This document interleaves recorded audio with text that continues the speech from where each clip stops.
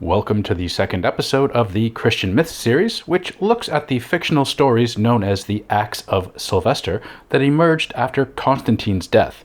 In a major embarrassment for the Church, despite the Nicene Orthodoxy declared in 325, Constantine was baptized by the Arian bishop Eusebius of Nicomedia on his deathbed in 337. Italian expert Professor Tessa Cannella writes, the Acts were written to modify the inconvenient history of the Arian baptism by giving the Bishop of Rome, Sylvester, a more prominent role in this important era of Christian history. The date and location of the origin of the Acts remains a matter of scholarly debate, but the legends are thought to have arisen sometime between the end of the 4th and beginning of the 5th centuries. In part 2 of a 4-part series of forgeries, it was Sylvester, at the beginning of his papal tenure, who baptized a Constantine stricken with leprosy as punishment for the continued imperial persecution of Christians.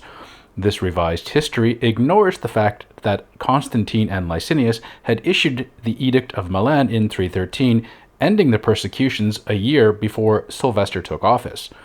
Another anachronism within the Acts was that the baptism took place in the Lateran Palace, a building Constantine donated to the church also in 313 before his fictional baptism to cure the leprosy inflicted upon him for persecutions that he had stopped after his conversion before Sylvester was elected. Archaeologist and former curator of classical antiquities at the Vatican Museums, Professor Paolo Liverani, writes that a mosaic and inscription from the mid-5th century placed over the facade of the original St. Peter's Basilica is the earliest attestation of the myth that Constantine was afflicted with leprosy as it appears in the Acts. The story of Constantine's baptism came to be accepted by Trinitarian apologists, and it was included in the entry for Sylvester in the Book of the Popes in the middle of the 6th century. Gregory of Tours, who lived in the mid to late 500s, was the first Latin historian to cite the baptism by Sylvester in his History of the Franks. This invented narrative, of course, is contradicted by Constantine's contemporary biographer Eusebius of Caesarea, author of the church history, who records the conversion in 312 and Arian baptism in 337 in his Life of Constantine. The miraculously and instantly cured Constantine then granted a series of concessions to the Christian faith in his gratitude. Jesus was to be worshipped throughout the Roman Empire, blasphemy and injury to Christians became a punishable offense, and the Bishop of Rome was to have primacy over all other bishops. This particular piece of fiction would go on to inspire the 11th century forged donation of Constantine, used by later popes to try and exert power over secular kings in Europe. Further, on the last point about Roman primacy, this is once again another fiction that is counter to the specific declaration within the Nicene canons which stated each bishop would have jurisdiction within his own geographical territory.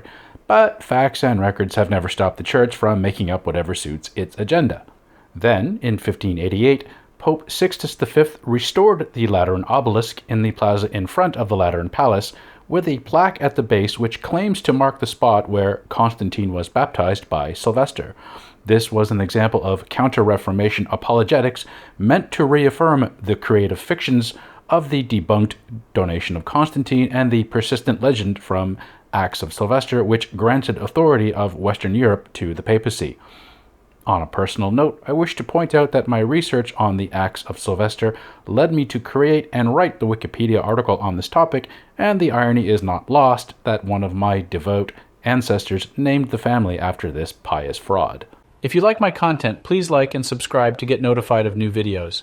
Please also consider supporting my work by becoming a Patreon sponsor. You can also find me on the following platforms: